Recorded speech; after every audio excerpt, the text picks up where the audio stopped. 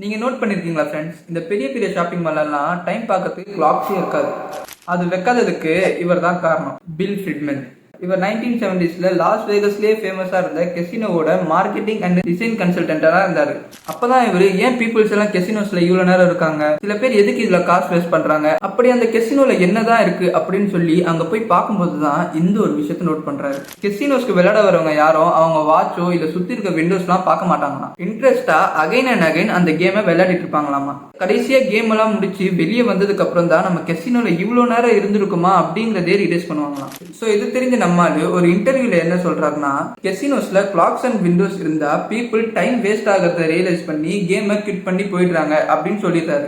இந்த விஷயம் தெரிஞ்ச மற்ற கெசினோ ஓனர்ஸ் உடனே தன்னோட கெசினோஸ்ல இருக்கிற கிளாக்ஸ் அண்ட் விண்டோஸ்லாம் ரிமூவ் பண்ணிடுறாங்களாம். தென் கொஞ்சம் வருஷம் கழிச்சு ஷாப்பிங் மால் டிசைனர்ஸ் எல்லாருமே இந்த கெசினோ சைக்காலஜியை ஸ்டடி பண்ணி தான் மால்ல எந்த ஒரு விண்டோவும் கிளாக்ஸும் இல்லாத மாதிரி டிசைன் பண்றாங்களாம். ஸோ இதனால என்ன ஆகும்னு பாத்தீங்கன்னா, பீப்புள்ஸ் எல்லாரும் டைமை மறந்து காசு அதிகமா செலவு பண்ண ஸ்டார்ட் பண்ணிடுவாங்க. அப்போதானே அந்த மால்காரரும் சம்பாதிப்பாரு.